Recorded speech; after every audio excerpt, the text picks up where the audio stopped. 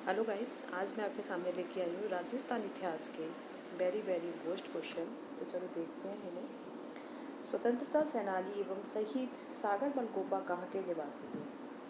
देखिए, स्वतंत्रता सेनानी एवं शहीद सागर बलगोपा जैसलमेर के निवासी थे। कहाँ के थे? जैसलमेर के।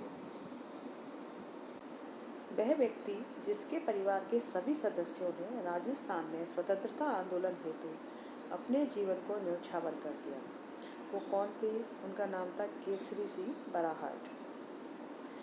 भारत की स्वतंत्रता से लगभग 40 वर्ष पूर्व वर्धमान विद्यालय जयपुर के प्रशस्तिकार एवं इसकी स्थापना के उद्देश्य थे। इसकी स्थापना के उद्देश्य क्या थे? देखिए, इसकी स्थापना के उद्देश्य थे अर्जुन लाल सेठी एवं क्रांतिकारी नौजवान तैयार करना। ठीक है, क्या उद्देश्य था इसका? अर्जुन लाल सेठी एवं क्रांतिकारी नौजवान तैयार करना। एक स्वतंत्रता सेनानी द्वारा एक काव्य पाठ, 9 रत्नों के पंजों से बचो भूप जवाहर तुम, जैसाड़ के किले पर तिरंगा पाओगे, एक राजा के दरबार में किया गया था। यहाँ जैसाड़ का अर्थ क्या है? तो देखिए, यहाँ जैसाड़ का अर्थ क्या है? यह जैसाड़ का अर्थ है जैसलमेर।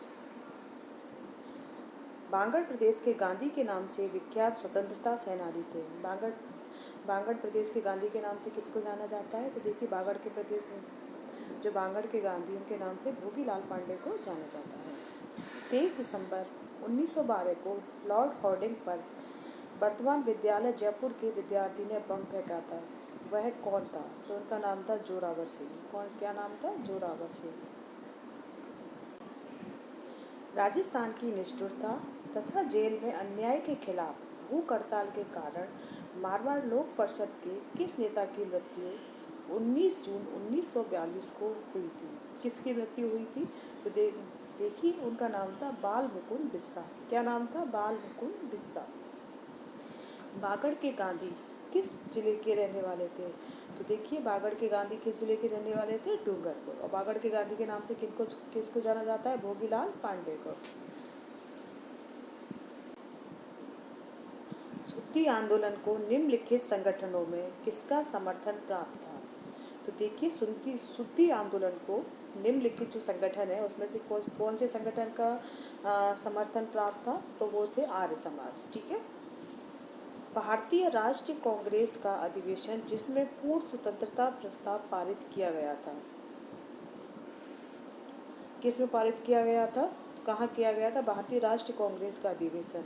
वह अधिवेशन जिसमें पूर्ण स्वतंत्रता प्रस्ताव पारित किया गया था। तो देखिए, इसका आंसर है लाहौर में। कहाँ प्राप्त हुआ था? लाहौर में। दांडी मार्च इसलिए किया गया था, क्यों किया गया था दांडी मार्च? रोलक एक्ट के विरोध में। यह प्रेस की स्वतंत्रता की प्राप्ति के लिए, नमक कानून तोड़ने के लिए। तो देखिए, जो दांडी मार्च था वो नमक कानून तोड़ने के लिए किया गया था।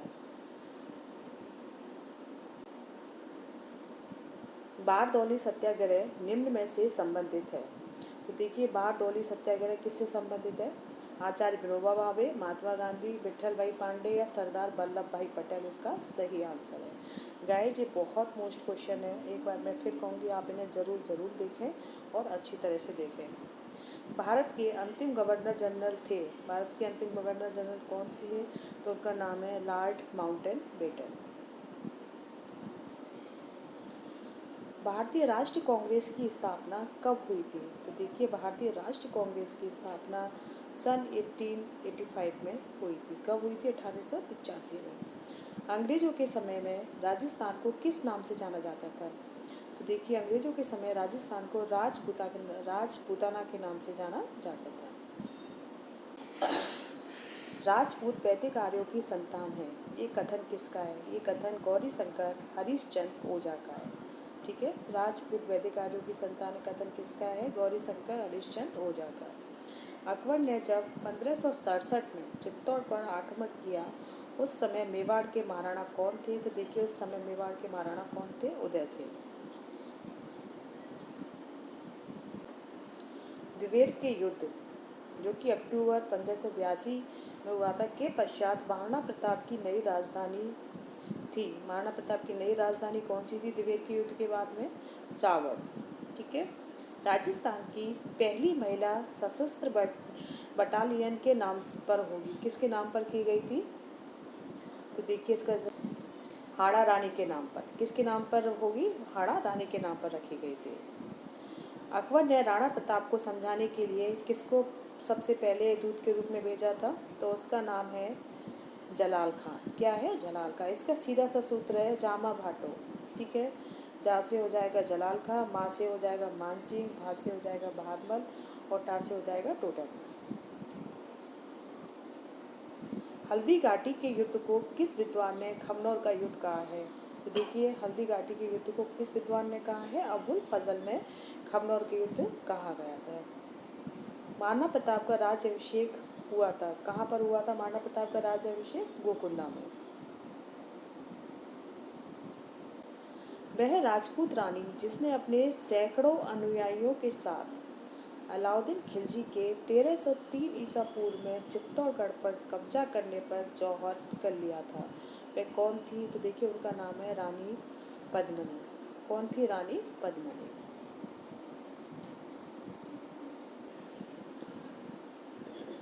राणा सागा संबंधित है, राणा सागा से संबंधित कौन सी जगह है? तो इसका आंसर है मेवाड़। बृहत राजस्थान के महाराज प्रमुख कौन नियुक्त किए गए थे? तो देखिए बृहत राजस्थान के महाराज प्रमुख कौन नियुक्त किए गए थे? भोपाल सिंह। कौन किए गए थे? भोपाल सिंह। प्राचीन सभ्यता का कौन सा स्थल या केंद्र घग्गर नदी घाटी में विकसित हुआ था? तो इसका सही आंसर है कालीबंगा नदी का। राजस्थान राज्य के पुनर्गठन से पूर्व सर्वप्रथम सन 1934 में ताम्र सामग्री की प्राप्ति का स्थान है पर्वतसर तहसील का गांव। ये कौन सी जगह है? देखिए पर्वतसर तहसील कहाँ है? कुराड़ा नागौर में। कुराड़ा नागौर। राजस्थान में बौद्ध संस्कृति के अवशेष कहाँ से प्राप्त हुए हैं? तो कहाँ से हुए हैं? बैराठ, जयपुर से। बीजक की पहाड़ी कौन सी सभ्यता से संबंधित है? बीजक की पहाड़ी कौन सी सभ्यता से संबंधित है? बैराठ से। अंग्रेजों ने भारत में दोहरी शासन व्यवस्था को भारत सरकार के किस अधिनियम के अंतर्गत लागू किया था? किस अधिनियम के अंतर्गत लागू किया था? 1919 के अंतर्गत। कालीबंगा सभ्यता को सर्वप्रथम प्रकाश में लाने का श्रेय दिया जा सकता है अमलानंद घोष को। गाइस ये बहुत मोस्ट है। निम्नलिखित में से किस पुरातात्विक स्थल से जुड़े हुए खेत का साक्ष्य प्राप्त हुआ है? कहाँ से प्राप्त हुआ है? कालीबंगा से। गणेश्वर का टीला जहाँ से ताम्रयुगीन अवशेष प्राप्त हुए हैं वह स्थान है, वह कौन सा स्थान है? सीकर। तो इसके साथ ही ये राजस्थान जीके के, राजस्थान का इतिहास के बहुत मोस्ट क्वेश्चन मैंने आपके सामने रखे हैं। तो आप मुझे कमेंट करके बताइए आपको वीडियो कैसी लगी। मेरे चैनल को अगर सब्सक्राइब नहीं किया हो तो प्लीज़ इसे सब्सक्राइब ज़रूर करें। धन्यवाद फ्रेंड्स।